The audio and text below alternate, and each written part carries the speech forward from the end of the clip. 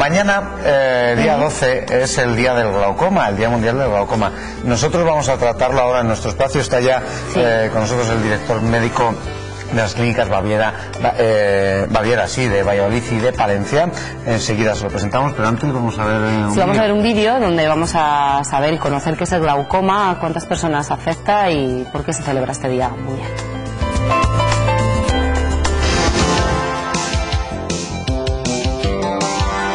Mañana viernes se celebra el Día Mundial del Glaucoma, una enfermedad de causa desconocida que afecta a cerca de 37 millones de personas en todo el mundo. El glaucoma es un grupo de enfermedades de los ojos que tienen como condición final común una neuropatía óptica que se caracteriza por pérdida progresiva de las fibras nerviosas de la retina y cambios en el aspecto del nervio óptico.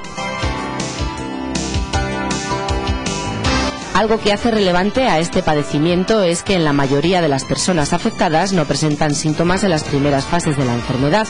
Cuando estos ocurren, generalmente son defectos en el campo visual y pérdida de visión. La aparición de estos síntomas puede significar que la enfermedad está en un punto avanzado de su evolución. Es inusual que exista dolor ocular en el glaucoma crónico, pero es frecuente en el glaucoma agudo, el cual sí puede ocasionar intensos síntomas desde su inicio.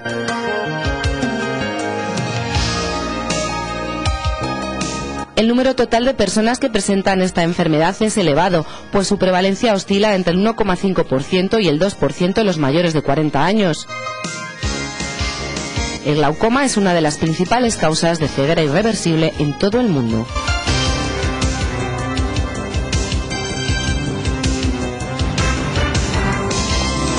Y sí que es cierto, ¿no?, que una persona puede llegar a perder la visión si no se pilla a tiempo, ¿no?, la enfermedad. Manuel Ángel Marcos, muy buenas tardes. Bueno, hola, muy buenas, ¿cómo estáis? Bien. ¿Qué tal estás tú? Pues bien, pues efectivamente es una enfermedad que en fases avanzadas, como cualquier trastorno que afecta al nervio, es digamos irreversible.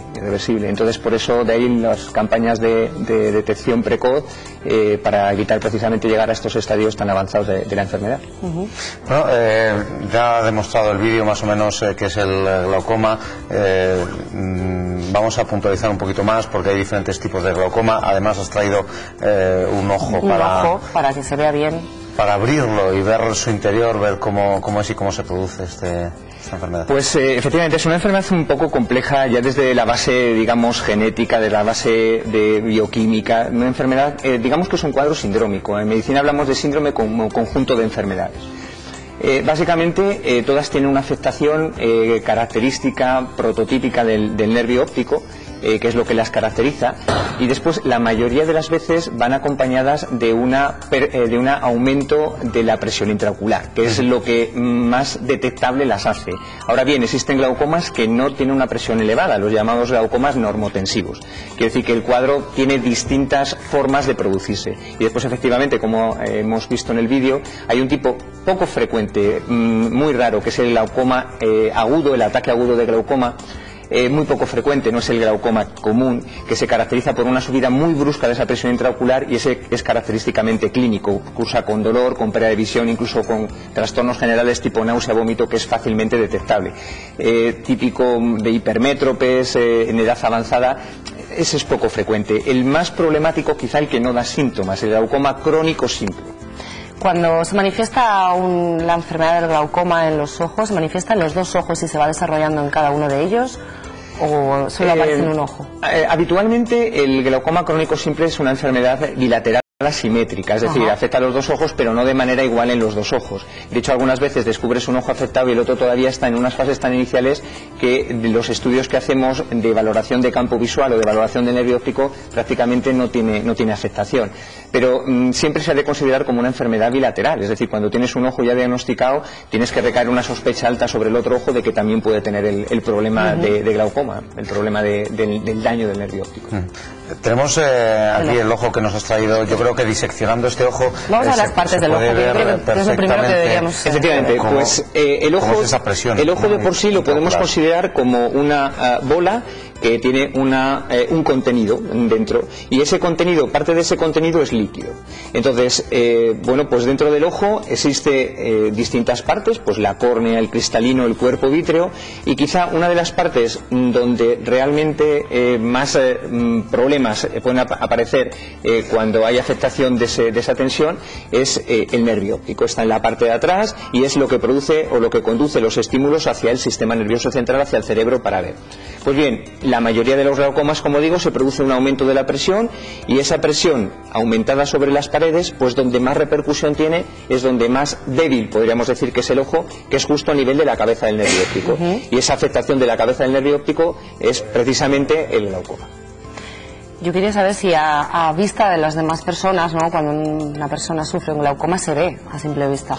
No, es indetectable. Clínicamente, tú al paciente que tiene glaucoma en estadios iniciales, que es cuando se tiene que hacer, no es si visual, queremos, ¿no? No es visual. No es visual. El ojo está blanco, el ojo no está colorado, no tiene ningún síntoma tipo me pica, me duele, me escuece, y el paciente no va a notar ningún tipo de afectación ni siquiera en su visión, porque una de las características que primero se afecta en el glaucoma es el campo visual, pero empezando no por el campo visual central, sino por el campo visual periférico. Y hasta que llega al centro tarda tiempo en afectarse, con lo cual efectivamente no es fácil de diagnosticar al principio. Y no causa dolor, como hemos visto, excepto en el agudo, pero ni siquiera algún tipo de molestia, porque al ver que esa presión igual se acaba notando en un principio. No. De hecho, las formas de detectarlo, lo que se pretende hacer en estas campañas y en general en la detección precoz, se basa, ya que la mayoría, aunque no todos, pero sí la inmensa mayoría cursan con una presión intraocular aumentada, pues la toma de la presión intraocular es uno de los factores de screening, uno de los elementos de screening, de diagnóstico precoz que hay que hacer, porque es una de las cosas que nos puede decir, o por lo menos poner sobre aviso, si la tensión está elevada a partir de unos límites, 20-21 milímetros de mercurio de presión, pues nos puede poner sobre aviso, no que tenga seguro glaucoma, porque después también la presión del ojo a lo largo del día puede tener alguna fluctuación, pero por lo menos nos puede decir, oiga, ponga usted atención en este paciente porque a lo mejor sí termina desarrollando. ¿Y cómo se detecta esa presión? ¿Cómo se mide? Pues no sé si lo habéis visto, antes en el vídeo que se ha presentado primeramente, había un aparato que se acercaba al ojo y que sacaba como una especie de cono,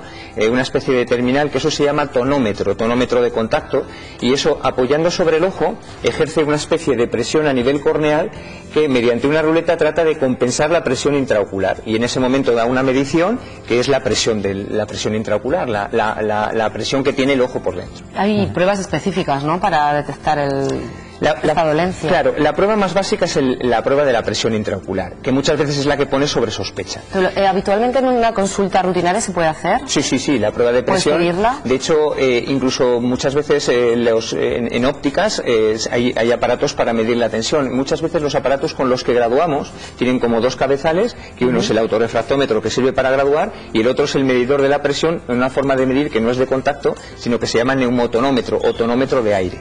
Entonces esa sería un poco la base, y después tenemos que hacer otra serie de pruebas accesorias que nos van a permitir, digamos, diagnosticarlo con mucha más seguridad. Uno es el examen de la papila de la cabeza del nervio óptico, que se hace mediante una prueba con el ojo dilatado, que se llama oftalmoscopía. Y la otra es puesto que la afectación del glaucoma se produce en fases muy finales en la visión, que eso no hay que dejar que lleguemos a esos estadios, y en fases iniciales en el campo visual, pues hay una prueba que determina esa alteración del campo visual, que se llama campimetría. Entonces ese trípode, examen de fondo de ojo, medición de la presión, campimetría, digamos, es la base del diagnóstico de glaucoma. Antes de hablar de los diversos tratamientos que tiene esta enfermedad, has traído un panel. Sí, lo puedo enseñar. Muy ilustrativo. Pues un poco habla bueno, el líquido que hay dentro del ojo, cuál sería la forma habitual de evacuarse, que es a través de una zona, que es el ángulo de la cámara anterior, que vendría a ser una zona... ¿El líquido dentro del ojo, cómo se diferencia de las lágrimas? No, la lágrima va por fuera, el líquido dentro del ojo es el humor acuoso. Vale. Entonces ese líquido habitualmente pues tiene una zona de producción que se produce dentro del ojo en una zona que se llaman procesos ciliares. Ese líquido pues nutre, lubrica, hidrata las estructuras de dentro del ojo, cristalino, iris, córnea, y termina marchándose del ojo a través del ángulo de la cámara anterior, a través de la malla trabecular. La mayoría de las veces, cuando se produce el tipo más frecuente de glaucoma, que es el glaucoma crónico simple, se se produce una especie de obstrucción a nivel de la malla trabecular, y es por lo que ese líquido que no sale correctamente aumenta la presión del ojo. Los otros tipos son el que hemos dicho, glaucoma de ángulo cerrado, que es el poco frecuente típico de hipermétropes altos, y otro todavía incluso mucho menos frecuente, que es el glaucoma congénito. Es decir, existen glaucomas en los que por alguna alteración a nivel del desarrollo embrionario esa zona del ángulo está digamos mal desarrollada, y se produce un aumento de presión que ya se produce, digamos, connatalmente. ¿Hay personas que pueden tener una enfermedad que derive también en un glaucoma, o pueden ser operados de cataratas, por ejemplo, y luego no sufrir un glaucoma y que no se vea? Existen efectivamente algunas enfermedades y tratamientos, medicinas, que pueden producir aumento de presión en el ojo, que son los que llamamos glaucomas secundarios. Por ejemplo, muy típicamente el cortisónico, es decir, hay personas que por haber tomado corticoides, habitualmente corticoides tópicos en el ojo, pero también puede suceder incluso con corticoides sistémicos tomados por boca, pues le produce aumento de presión intraocular, y es un típico ejemplo de glaucoma secundario. O por ejemplo, si dentro del ojo se produce una alteración a nivel del cristalino, en el cual ese cristalino se deshace, por decirlo, y aumenta mucho la inflamación del ojo, también se produce una obstrucción en la salida del líquido que llamamos glaucoma facolítico. Bueno, pues son unos glaucomas muy particulares, o unos ejemplos muy particulares de glaucoma secundario, que no es la habitual. La habitual es el glaucoma primario de ángulo abierto o glaucoma crónico simple. Y ahora vamos con los diferentes tratamientos. Tenemos el de cirugía, tenemos un colirio, y tenemos algo que me ha llamado también la atención, que no sé si muchos médicos lo recomiendan o no, que es el cannabis. Efectivamente, el cannabis tiene un efecto hipotensor, baja la presión del ojo porque produce una disminución de la producción del acuoso. Los tratamientos habituales son colirios. El tratamiento habitual es colirios. De hecho, ha cambiado mucho la forma de manejar el glaucoma, porque hace unos años los colirios que teníamos eran pocos y malos, y ahora tenemos muchos y muy buenos. En concreto hay dos grupos farmacológicos, que son los beta bloqueantes y las prostaglandinas, que ejercen controles de presión capaces de bajar pues del orden de un 25, un 30% la presión del ojo, y muchas veces con eso no es necesario pasar las segundas etapas en el tratamiento. Esas segundas etapas vendrían un poco caracterizadas, o serían a veces tratamiento con algún tipo de láser que, aplicado sobre esa malla trabecular, sobre por donde cruza el acuoso, puede producir una especie de apertura de la malla y aumento de la salida. Y normalmente, cuando mediante el tratamiento médico o mediante el tratamiento láser no somos capaces de controlar, o en glaucomas especialmente agresivos, que ya de entrada te encuentras el glaucoma muy avanzado, pues a veces está indicado de entrada el tratamiento quirúrgico, la trabeculectomía, que es el nombre que se le da.